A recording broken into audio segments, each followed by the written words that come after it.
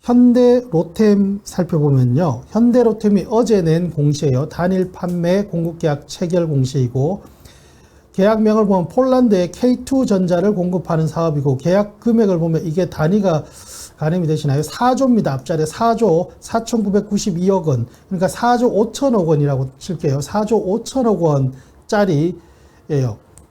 이만큼을 전차 탱크를 공급합니다. 폴란드에. 폴란드에 공급을 하고 매출액 이게 금액이 어느 정도냐 최근 매출액 작년 현대로템의 연결 기준 매출액이 2조 8천억이었으니까 이거 1.5배예요. 상당히 크죠. 작년 한 해 동안 벌어들인 매출액보다 한 방의 계약으로 1.5배 더 많은 그 계약을 맺었어요. 물론 이게 뒤에서 말씀드리겠지만 그러면 이게 한 방에 돈이 다 들어오는 절대 그렇지는 않죠. 계약이라는 것이 그렇게는 안 되고 여기도 보시면 계약 기간이 지금부터 해서 2027년까지니까 얼마입니까? 4년 이 정도 더 남아 있는 거죠. 그런 상황이고 참고로 요 내용을 보기 이게 어디선가 많이 봤다는 기시감이 드실 거예요. 이거 예전에 나온 뉴스 아니야? 라고 생각하실 수 있는데 맞아요. 나온 뉴스입니다. 이거 지금 보시는 공시는 현대로템이 7월 말에 낸 요때 이미 7월 27일 당사 현대로템은 폴란드 군비청과 K2전자 공급 사업에 대한 기본계약을 맺었다. 기본계약이라는 게 프레임워크라는 게 뼈대잖아요. 그러니까 큰 틀에서 뼈대만 우리 이 정도의 그런 그 계약을 체결하자라는 어떤 합의서 같은 거를 체결했고 요 내용과 관련해서는 제가 별도의 영상을 그 당시에 하나 아마 올려드렸을 겁니다. 공시 요정으로. 그래서 왜 폴란드냐, 뭐 이런 폴란드의 지정학적 그 동유럽, 러시아와 서유럽 사이에 있는 그래서 군사적으로 굉장히 중요한 나토 입장에서는 최전방인 폴란드가 원래는 독일산 전차 레오파르트라는 독일산 전차를 많이 사용했고 그래서 이걸 좀 업그레이드를 해야 되는데 독일이 좀 협조를 잘 안 해줘요. 애초 독일과 폴란드는 사이가 좋은 국가는 아니지만 그래도 폴란드 입장에서는 본인들이 생존하기 위해서 독일과 좀 손을 잡고 하려고 했는데 독일이 되게 뻗팅기고 있어요. 자기네 전차부터 이렇게 좀 이렇게 수리를 하고 바꾸겠다 이러면서 잘 협조를 안 해주다 보니까 폴란드가 살짝 열받았어요. 그래서 찾다 보니까 한국의 K2 전차라는 것이 되게 좋더라 해서 접촉을 하고 우리나라에 실제 와서 현대로템 창원에 있죠. 이 K2 전차 생산하는 곳이 여기도 실사도 하고 해서 결국 이런 계약을 맺었다. 그게 이제 제가 지난번에 7월 말에 별도의 영상으로도 한번 말씀드렸고 어쨌든 다시 이번 공시로 돌아오보면 자 4조 5천억 원 규모예요. 와 이게 사실 이거를 해보면 전차 한 대당 가격이 얼마일까 궁금해지는데 뭐 한 150억 이런 얘기도 있는데 근데 이 금액 자체 그리고 실적에 반영되는 것들을 좀 이제 알아보면요. 자료를 별도로 한번 보겠습니다. 제가 조금 이따 하나 디펜스도 말씀드릴 거예요. 그런데 현대로템 먼저 보면은 자 계약 기간이 이렇게 되어 있는데 이 워런트 보증 기간까지 포함해가지고 2027년이고 이 상황에서 폴란드에 수출한 게 4조 5천억 원인데 이게 현대로템에 어떠한 변화를 주느냐? 자 현대로템의 올해 상반기 말 기준으로 사업부 매출 비중을 보면 이렇게 되어 있어요. 현대로템은 레일 솔루션, 전동차가 뭐죠?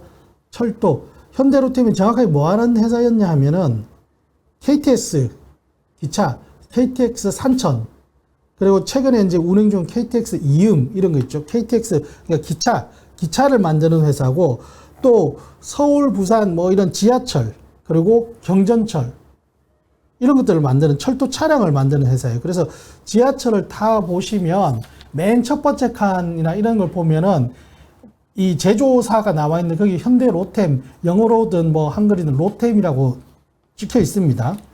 우리나라에서는 거의 독점이라고 보시면 돼요. 우리나라에서는. 그리고 해외에도 지금 많이 그래서 이 철도 차량과 관련해서 수출도 하고 있죠. 그런 것들을 통칭해서 레일 솔루션이라고 하고 그 비중에 지금 63% 이중되고, 디펜스 솔루션, 여기가 이제 방위산업 쪽이고, 이게 한 28% 이렇게 됩니다. 그리고 이제 플랜트 쪽이 소폭 있고요. 현대로템은 어쨌든 기본적으로 방산 회사이기도 하지만, 이 K2 전차를 만드는 방산 회사이기도 하지만, 기본적으로는 철도 차량 만드는 회사입니다. 그런데 이 차이가 뭐냐면은, 철도 차량 부분이 매출 비중은 높은데, 이익률이 좀 낮아요. 이게 이익률이 한 2%에서 3% 정도. 근데 이 디펜스 솔루션 쪽은 어떠냐면, 그러니까 방위산업 쪽은 이익률이 최소 5%는 됩니다. 왜냐하면, 방위산업이라는 것이 기본적으로, 우리나라의 방위산업 구조, 뭐 다른 나라는 잘 모르겠습니다. 이 국방과학연구소라고 있죠. 거기서 여러 가지 어떤 새로운 무기체계나 이런 것들을 시험하고 만들고, 실제 양산은 현대로테, 뭐 하나디펜스, 뭐 LIG 넥스원 이런 쪽에서 이제 하는 거죠.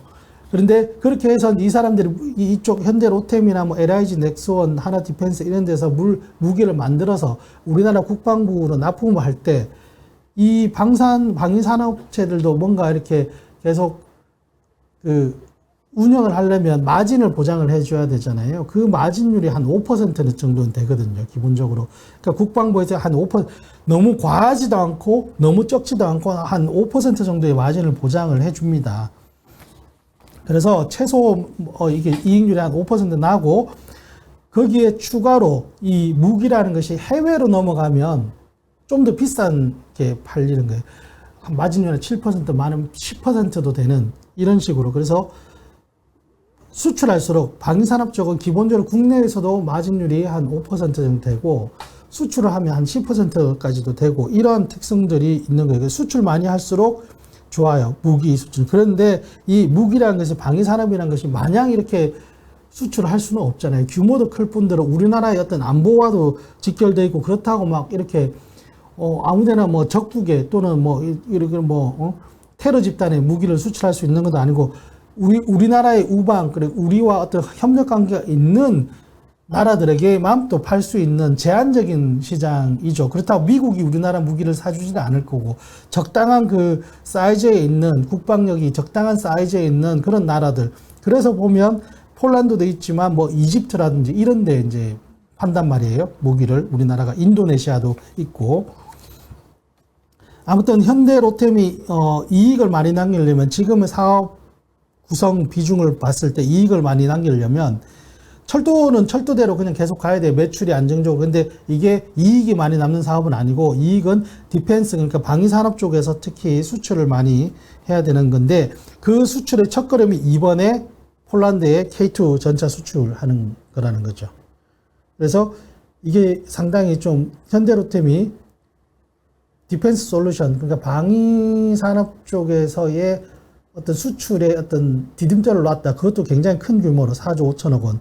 K2전자, 이번에 만드는 게 한 180대라고 하고, 나중에 다시 전체 이제 계약 물량이 한 980대, 그래서 앞으로 800대가 더 있어요. 그래서 나중에 계약 규모가 더 커지는데, 그거는 이제 그때 가봐야지 하는 거고, 이번에 180대, 이거는 우리나라에서 만든 거를 배에 실어다가 주는 거고, 그렇게 할 때 전차든 뭐든 이렇게 무기를 수출할 때는 이동하는 물류비도 들어가 있지만, 또 이 운용하는, 전차를 기동할 수 있는 게 필요한 교육이 필요하잖아요. 그런 교육비.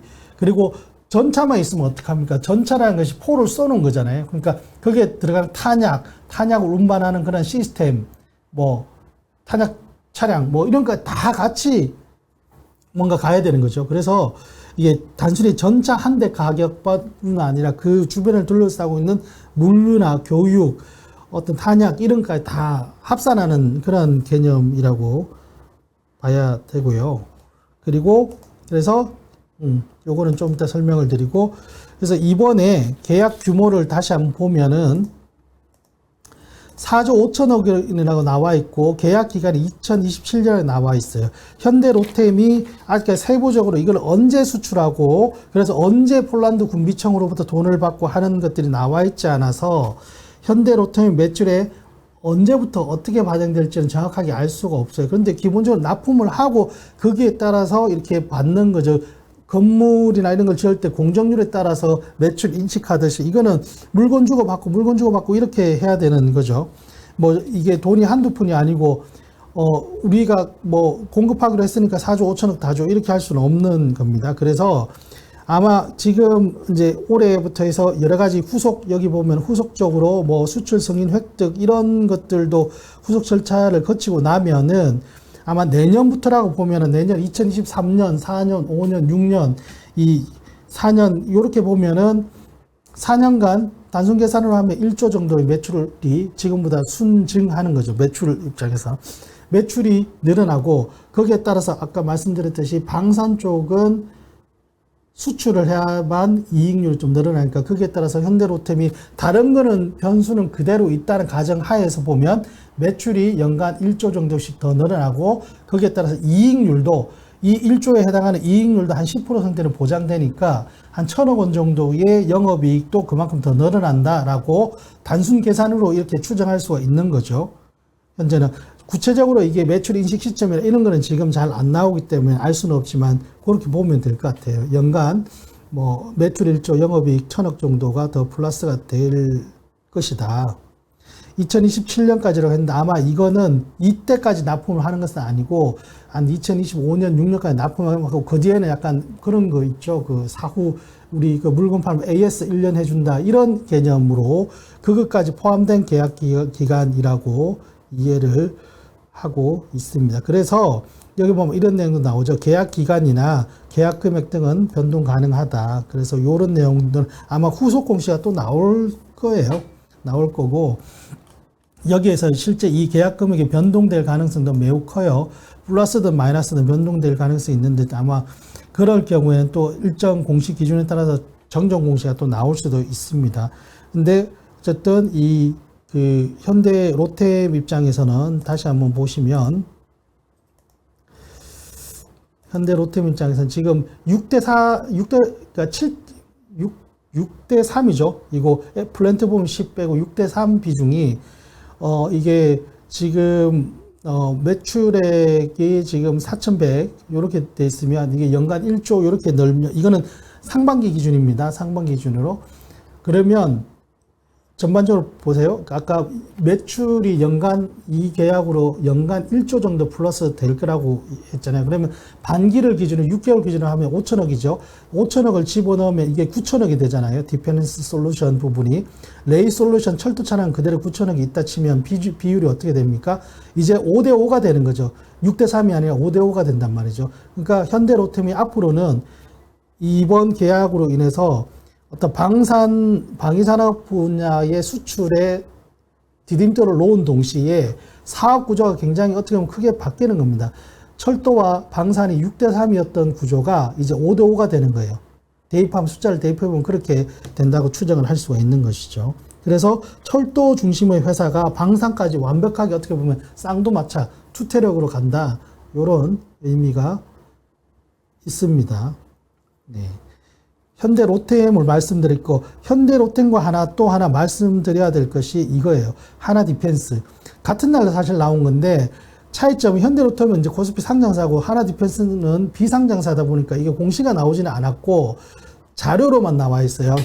하나 디펜스에서는 발표했는데 3조 2천억 규모의 K9 자주포 대포입니다. 이거는 탱크고 이건 대포를 역시 폴란드에 그 수출을 하기로 했어요. 계약 기간을 보시면 4년이죠, 4년.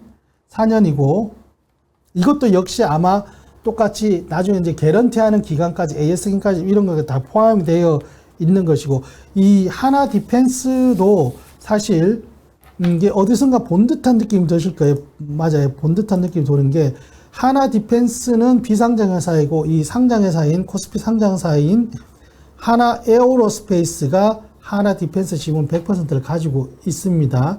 그래서 에어로스페이스가 지난 7월 말에 종속회사의 주요 경영상, 여기서 말하는 종속회사가 바로 하나 디펜스의 주요 경영상을 대신 공시를 한 내용을 보면 역시 아까 현대로템이 7월 말에 공시한 내용과 똑같은 프레임워크 계약이라는 뼈대 계약이라는 내용이 나오죠. 그래서 7월 말에 기반적으로 폴란드 정부와 K9 자주포를 공급하는 얼마 공급하자는 큰 틀의 뼈대를 형성하는 계약을 맺었고 이번에 현대로템과 같은 날에 실제 실행 계약을 맺었어요. 실행 계약에는 이게 뭐냐면은, 그래서 일단 1차 초도 물량 몇 대, 그리고 여기에 필요한 물류, 교육, 뭐 탄약 이런 거 얼마라는 것들 구체적으로 숫자로 나오는 거죠.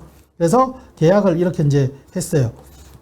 2026년까지. 자, 이건 또 무슨 얘기인가? 이게 정확하게 대수로 따지면 K9 자주포 대표는 이제 단위가 문인데 200개 이상, 200문 이상을 수출하면 212문 뭐 요 정도 나오는 것 같은데, 이것도 그러면 어떻게 되느냐? 단순 계산으로 보시면, 자, 4년간, 내년부터, 이제 계약 기간은 올해지만, 내년 2023년부터 공급한다라고 하면 2023, 4, 5, 6, 4년간 3조 2천억 원 규모의 자주포를 공급한다 그러면 단순 계산으로 1년에 8천억씩 반영한다고 보면 되겠죠.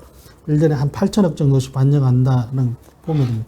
물론 이것도 역시 구체적으로 언제 몇 대를 수출하고 그래서 돈을 언제 받고 하는 게 아직 나와 있지 않지만, 어쨌든 단순 계약으로는 1년에 8천억 정도의 매출이 순증하는 거죠. 근데 이런 생각을 하실 거예요. 하나 디펜스는 비상장 회사인데 나랑 무슨 상관이야? 그렇죠. 뭐 이게 뭐 주가에 영향을 미칠 리도 없고, 하지만 아까 말씀드렸듯이 하나 디펜스가, 하나 에어로스페이스가 하나 디펜스의 100% 모회사, 그러니까 하나 에어로스페이스가 하나 디펜스를 가지고 있으니까 현재 상황에서는 이거는 하나 에어로스페이스의 연결 실적에 첫 번째로 잡힌다. 그런데 더 중요한 거는 뭐냐면은, 최근에 한화그룹이 방산 계열을 통합하겠다고 하면서 그 중에 하나가 하나 디펜스를 하나 에어로스페이스와 합치기로 했어요. 그 공시가 있고 지난달 말에 나왔고, 이것도 제가 별도의 영상으로 설명을 한번 드렸는데요. 저희 공식주 유튜브에서 영상 제목이 한화 지배구조 개편 방산통합의 핵심이라고 라는 영상을 보시면 나와 있는데, 하나 에어로스페이스가 100% 자회사인 하나 디펜스를 합병해요. 합병 기일이 언제냐면 올해 11월 1일까지 합병해요. 그 다음에 그러면 이제 12월 지나서 내년 되면은 하나 디펜스는 없어지고 하나 디펜스의 이 K9 자주포 수출 계약 이게 그대로 하나 에어로스페이스로 간단 말이죠. 본체로. 이게 차이점이 뭐냐? 물론 지금도 하나 에어로스페이스가 연결 기준으로는 이 계약을 흡수를 하지만, 이제 합병을 하고 나면 아예 하나 에어로스페이스 본체의 실적적 별도 재무제표 실적이 된다는 것이죠. 그래서 결국에는 지금 계약 기간은 이번 8월부터지만 실제 이것도 역시 다시 세부적으로 어떻게 하고 뭐 이런 조건들이 있기 때문에 이 3조 2천억이라는 돈이 순차적으로 연간 한 8천억씩 입금되는 시점에는 이미 하나 디펜스라는 회사는 없어지고 하나 에어로스페이스의 사업부로 들어온단 말이죠. 다시 말해서 하나 에어로스페이스의 본체 실적으로 잡힌다. 이게 이제 하나 에어로스페이스 주주들 입장에서는 봐야 하는 그러한 포인트다라고 말씀을 드리고요.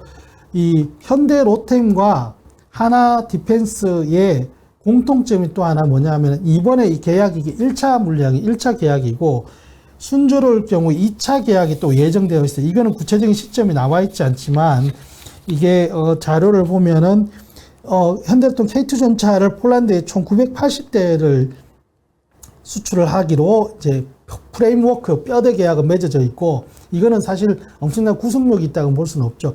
그 중에서 첫 번째, 이번에 180대를 국내 생산한 거를 배에 실어다 보내는 거고, 나머지 800대는 나중에 폴란드에 가서 거기에서 현지 생산을 합니다. 그 폴란드에 약간 기술 이전 대주면서 그런 내용이고, 하나 디펜스 K9 자주포는 총 648문, 그러니까 대략 650대, 650문을 수출하는데 이번에 약간 212문 정도예요. 그러니까 뒤에 또 남아있어요. 그러니까 이번에 1차 이 계약이 잘 되면 나중에 한 몇 년 뒤에 2차 계약이 또 체결될 수 있는 그런 상황인 거죠. 또 그런 것도 잘 돼가지고 폴란드가 막 유럽에, 나토에 막 입소문을 막 내요. 그러면, 노르웨이, 막 스웨덴, 뭐 아니면 뭐 이런 데서, 와, 한국산 이거 메이드 인 코리아 괜찮다는데 또 막 계약이 체결될 수도 있고, 물론 이건 되게 희망적인 상황이지만 어쨌든 그러한 상황이라는 것을 말씀드리고, 자, 막간을 이용해서 오늘 뒤에 거 남아있지만 지금 이 두 가지의 그림이 있는데 이 차이점을 아실까요? 제가 계속 K2 전차와 K9 자주포를 말씀드렸는데 두 개 거의 똑같이 생겼죠. 위에 게 K2 전차고 밑에 게 K9 자주포입니다. 차이점이 뭘까요? 차이점. 제가 차이점을 설명을 형광펜으로 한번 들어볼까요?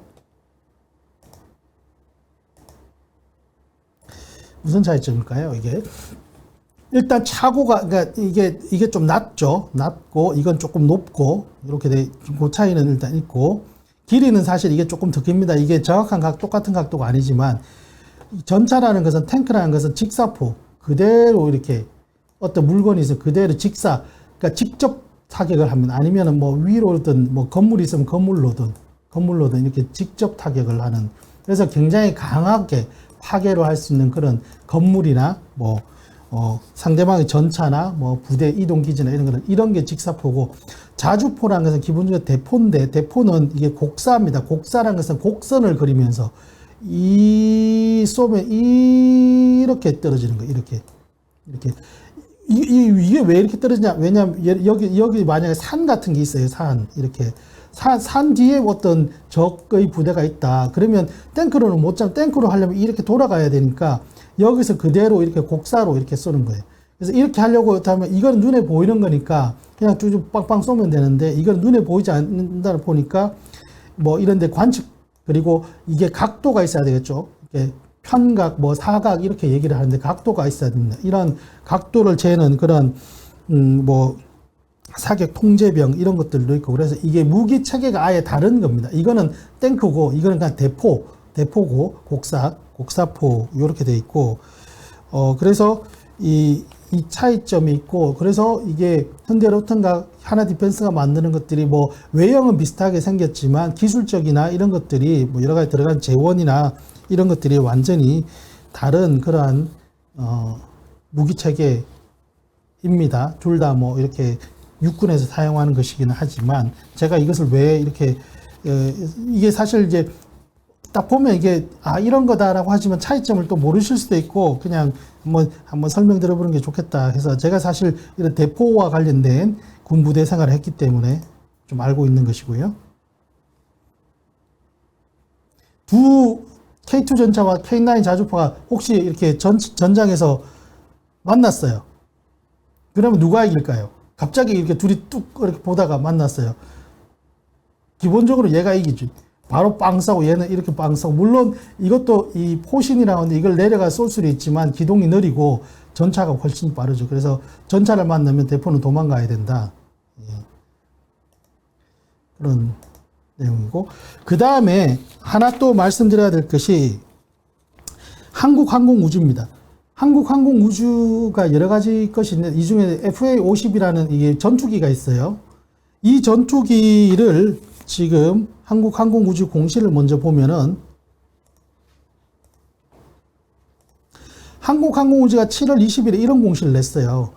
폴란드 군민청과 기본계약 프레임워크 체결했다. 똑같이 이게 데자비죠. 현대로템 하나 디펜스에 나왔던 그대로죠.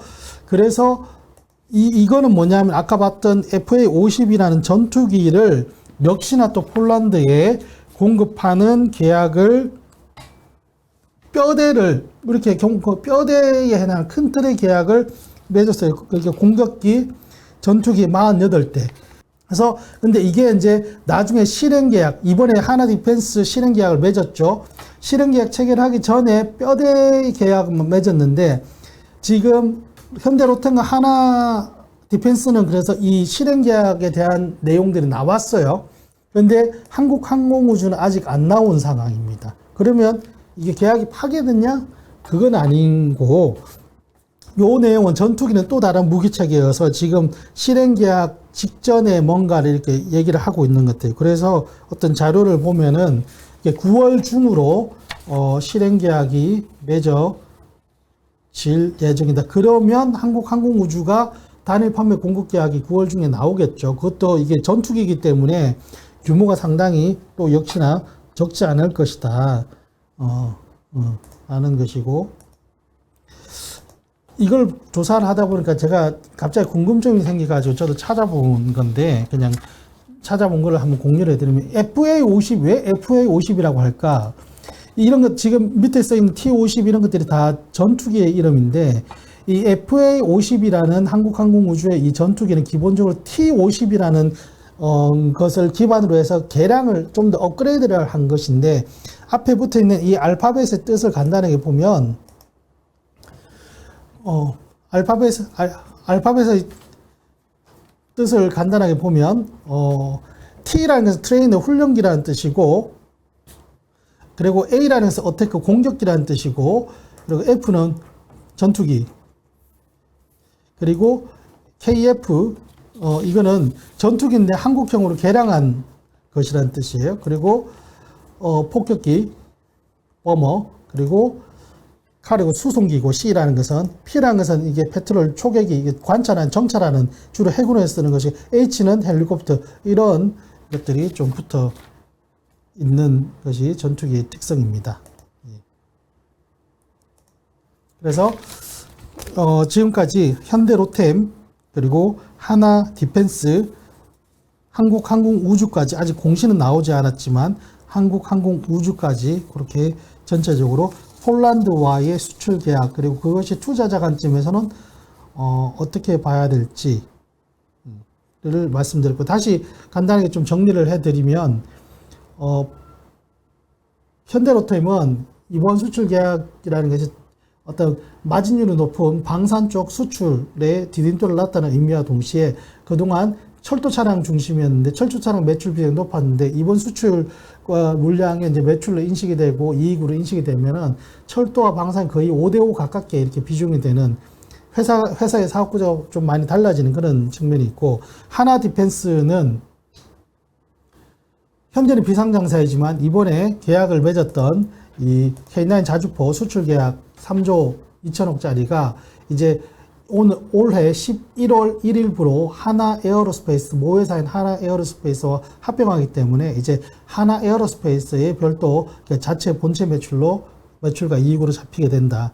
그리고 한국항공우주는 현재 FA50 공격기 뼈대 계약만 맺어져 있는데 구체적인 실행 계약 1차 계약이 아직 공시가 되지 않았어요. 이 공시는 9월 중에 공시가 될 것이고, 이게 기본적으로 전투기이기 때문에 아마 12대 정도라고 하는데, 전투기는 한 대 값이 비싸죠. 그래서 12대만 해도 상당한 금액에, 전투기도 전투기만 파는 게 아니라 전투기에 들어가는 또 물류, 그리고 이 전투기 조종 교육을 하는 교육 프로그램까지 다 같이 들어가기 때문에, 거기에 대한 탄약 시스템도 있을 것이고, 그래서 규모가 좀 클 것이다. 그런 내용들을 말씀을 드렸습니다. 현대로템, 하나 디펜스라고 쓰고 사실상 하나 에어로스페이스, 그리고 한국항공우주까지 알아봤습니다.